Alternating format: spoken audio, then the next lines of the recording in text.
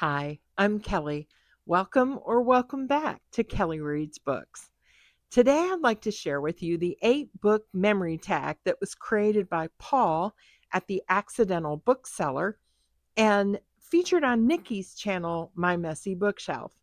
In Paul's original video, he was sharing the books with us that invoke a powerful memory for him.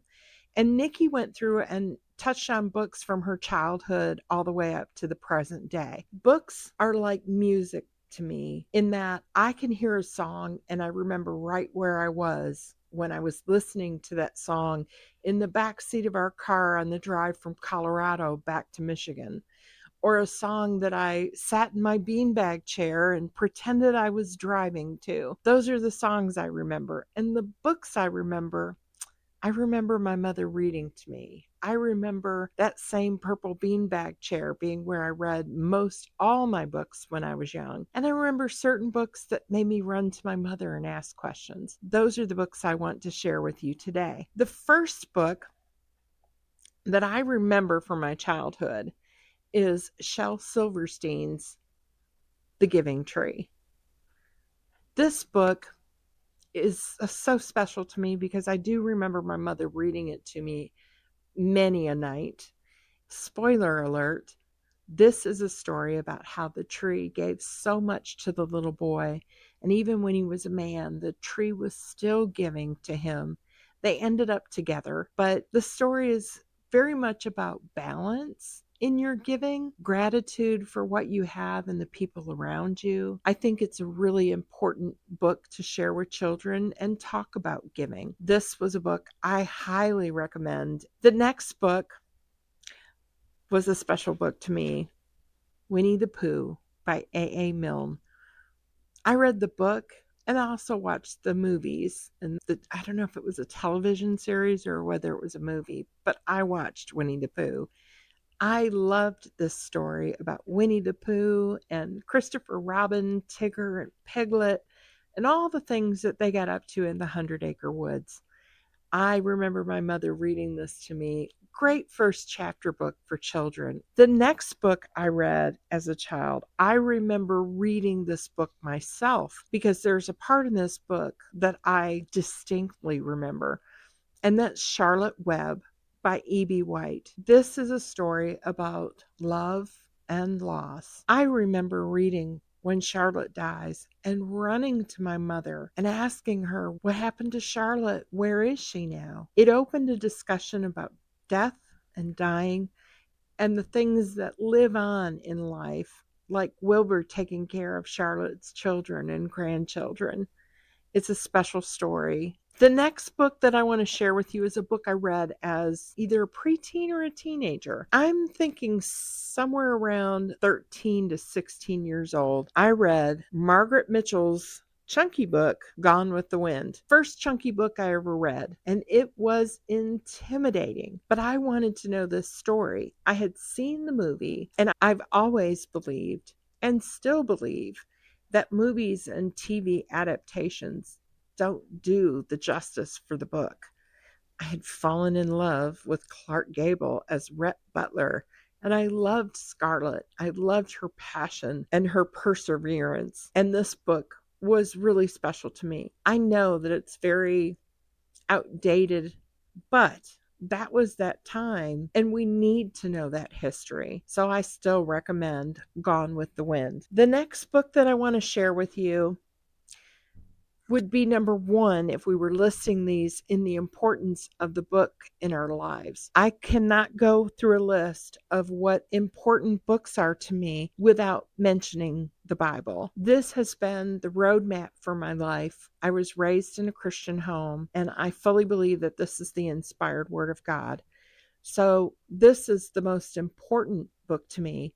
But I have to say, it became so much more important to me as an adult, because as a child, I was really walking my parents' faith. And as an adult, reading the Bible brought me to Jesus in a different way. I really love the Bible, love reading it still, and it is the most important book in my life. The next book brings back so many special memories.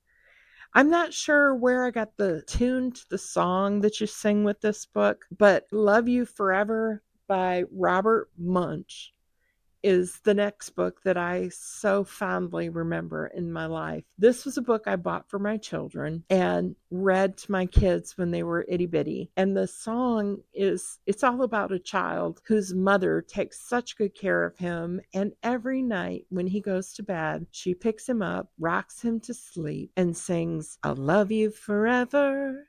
I'll like you for always. As long as I'm living, my baby you'll be. And spoiler alert, in the end, when she's aged, he picks her up, and he sings his own version of the song to her. This was so special to my kids. They wanted to read it every single night. They sang the song back to me as soon as they could learn it. And I have shared this with my grandson and had the opportunity to sing it to him. And it was the first book I gave to him. So it means so much to me. The next is a series. I don't have the first book. I have book 22.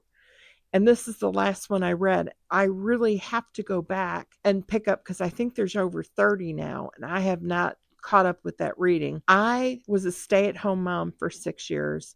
My husband and I really wanted our children to have that time with me at home, and we didn't have a second car. We didn't have a lot of money. I didn't have cable TV. So, one of the main things I did was read.